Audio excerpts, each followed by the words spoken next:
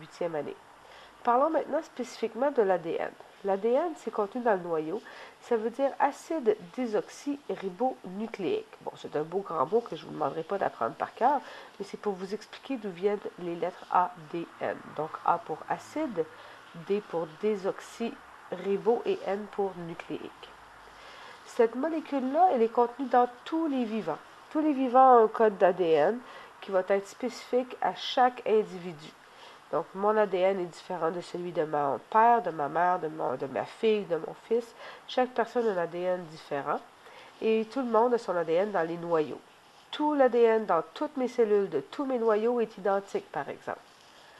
C'est une très, très, très, très longue molécule.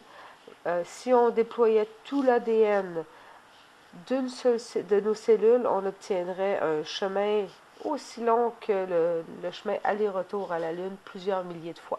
Donc c'est très très long, mais c'est enroulé. Donc on va en parler tantôt. On va pouvoir enrouler ça sous forme de chromosomes.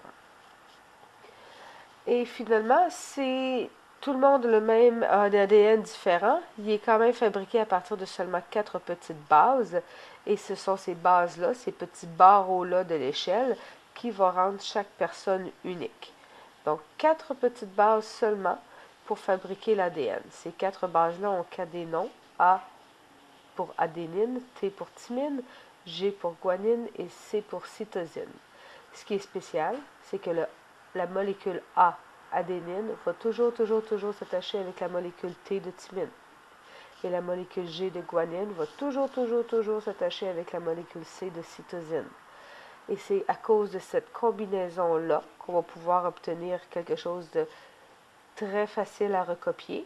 Et on veut le recopier parce qu'on veut que nos cellules se multiplient. Ça va être les barreaux de l'échelle dont on vient voir.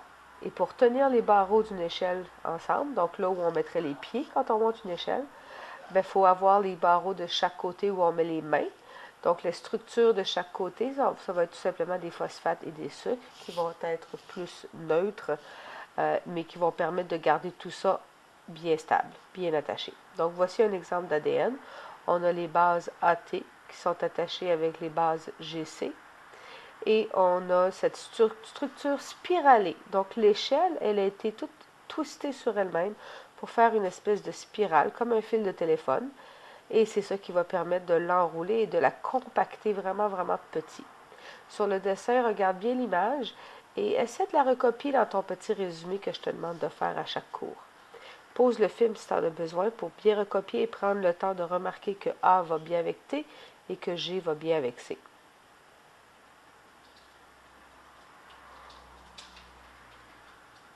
Quand tu auras fini de recopier, on va pouvoir passer à la petite question que voici. Donc, si je te dis que d'un côté d'une molécule, on lit les lettres ATT, GCG, TAC, je veux que tu me dises de l'autre côté de la molécule, qu'est-ce qui serait attaché à ça? Même chose, pause le film et essaie de répondre à cette petite question. Alors, voici la réponse. À côté de chaque A, on va mettre un T. À côté de chaque T, on va mettre un A. Et pour les G et les C, on va les attacher ensemble. Donc, le A devient T, le T devient A, le C devient G et le G devient C. Donc, ça, c'est la réponse pour la mini-question. On va y revenir en classe. Donc, tantôt, on a dit que cet ADN-là était enroulé. Donc, on voit la structure en haut, la double hélice de ADN qui est sous forme de rouleau. Et ça va s'enrouler pour devenir un petit peu plus compacté. On va appeler ça la chromatine. Donc, si la première ligne de l'image est l'ADN, la deuxième ligne de l'image ici, c'est la chromatine. Évidemment, le grossissement est différent. Donc, sur la première étage, on voit que c'est seulement 2 nanomètres, alors que sur le deuxième étage, on est rendu à 300 nanomètres. C'est juste qu'on doit rapetisser l'image un petit peu.